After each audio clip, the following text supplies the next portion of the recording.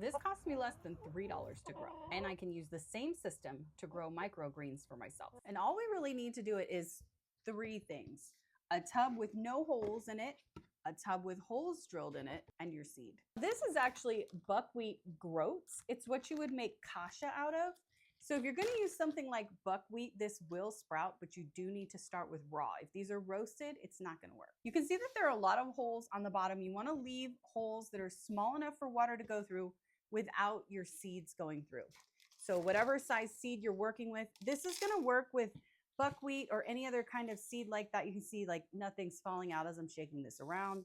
If you wanted to work with something really small like chia seeds, you're going to need to make a lot smaller holes. The other important step is I drilled some holes on the side here. And the reason that I did that is the holes on the bottom work great when the seeds are just getting started, when the sprouting process is early on.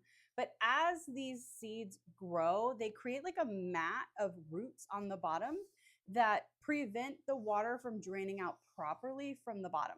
So when that happens, I just tilt it so that the holes that I drilled on the side, these holes are facing down, and then the water drains out. I don't do that early on in the process, because if I do, then all the seeds on the bottom that are spread out, they roll to the side.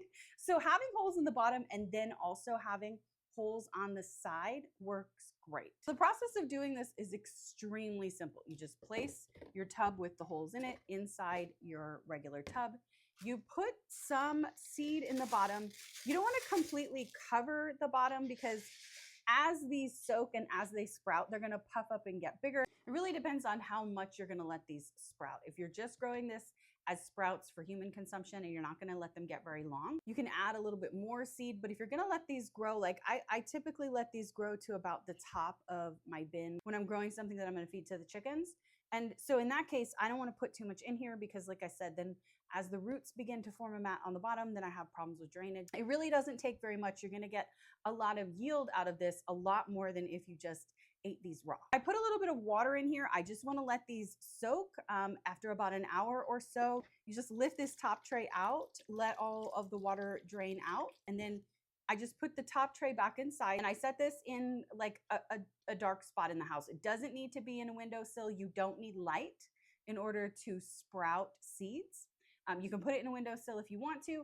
You do want it to stay like around 70, 75 degrees, maybe as low as like 65 degrees. That's the ideal temperature for seeds like this to sprout. If you have a really cool house, if you're doing this in winter, just set it up on top of your fridge.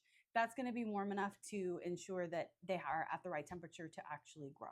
And then twice a day, I just take the tray that has the holes in it out.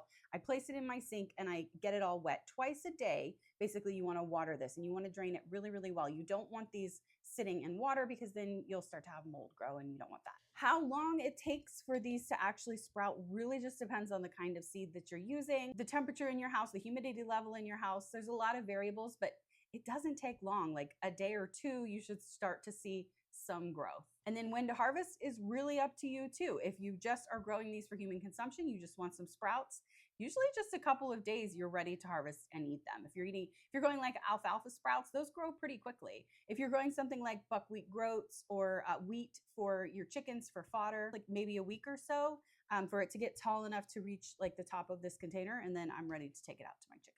And for about $3, I have a nutrient dense food for me or the chicken, which is awesome because chicken feed cost is way up, and buying microgreens in this economy